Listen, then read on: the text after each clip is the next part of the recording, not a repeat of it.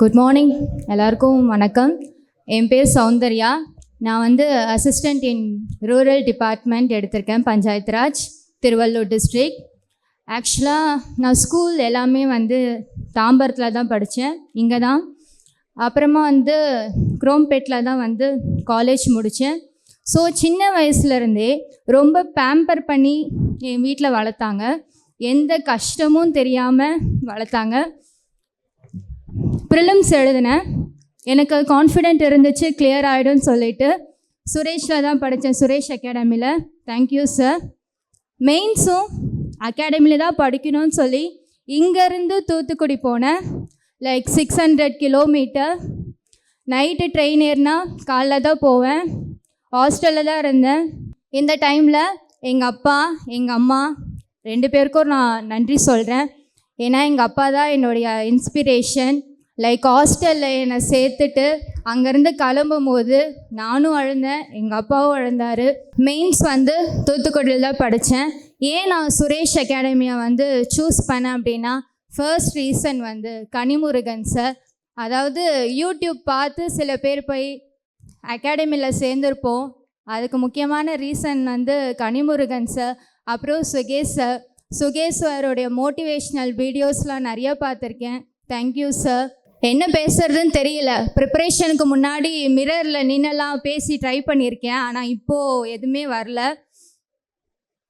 சொல்லுவாங்க இல்லையா, அம்மாவோடைய ப்ரேயர்ஸ் வந்து எப்போயாவது நம்மளை காப்பாற்றும் அப்படின்னு சொல்லுவாங்க. மெயின்ஸ் எழுதும் போது தமிழ் எலிஜிபிலிட்டி எழுதி முடிச்சிட்டேன். தமிழ் எலிஜிபிலிட்டி 1/2 hour முன்னாடியே நான் முடிச்சிட்டேன். ஏன்னா எனக்கு ஸ்டொமக் அப்செட், ரொம்ப ட்ரௌசியாக இருந்துச்சு, மயக்க வர மாதிரியே இருந்துச்சு. அங்கேருந்து இன்விஜிலேட்டர்கிட்ட பேப்பர் கொடுத்துட்டு நான் ரெஸ்ட் ரூம் போகிறேன் அப்படின்னு சொல்லிட்டு நான் போயிட்டேன். அங்கே போய் ஒரே வாமிட், ஸ்டொமக் அப்செட். அப்போ நினச்சேன், அவ்வளோதான், இந்த குரூப் 2 போயிடுச்சு அப்படின்னு நினச்சேன். உடனே நான் அம்மாவுக்கு தான் ஃபோன் பண்ணி இந்த மாதிரி இருக்குது, என்னால் முடியல அப்படின்னு சொன்னேன். நான் அப்பாவுக்கு ஃபோன் பண்ணல, ஏன்னா அப்பாவுக்கு ஃபோன் பண்ணால் அவர் ரொம்ப பிரேக் டவுன் ஆகிடுவார். அதனால் அம்மாவுக்கு தான் ஃபோன் பண்ணிவிட்டு அம்மா சொன்னாங்க, நீ எதுவும் கவலைப்படாத, நான் ப்ரே பண்ணிக்கிறேன், எல்லாமே நல்லதாக நடக்கும்னு சொன்னாங்க. அப்போ வந்து அங்கே உட்கார்ந்த எல்லாருக்கிட்டையும் வந்து சாக்லேட் இருக்குமான்னு கேட்டுட்டு இருந்தேன். ஏன்னா எனக்கு அவ்வளோ மயக்கமாக இருந்துச்சு.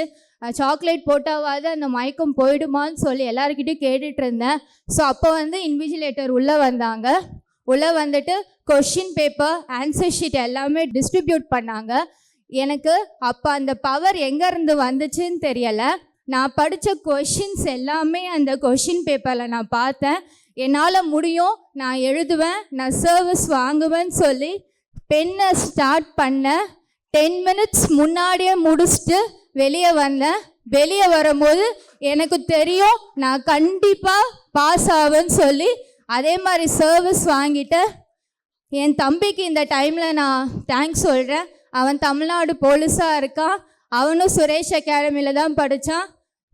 அப்புறம் என்னுடைய ஹஸ்பண்ட் இதோடு நிற்காம யூபிஎஸ்சி ட்ரை பண்ணும், குரூப் 1 எழுதணும்னு சொல்லி என்கரேஜ் பண்ணிகிட்ருக்காங்க. ரொம்ப நன்றி. ஸோ எல்லா புகழும் இறைவனுக்கே. தேங்க்யூ. சுரேஷ் IAS அகாடமி, வெற்றியின் முகவரி.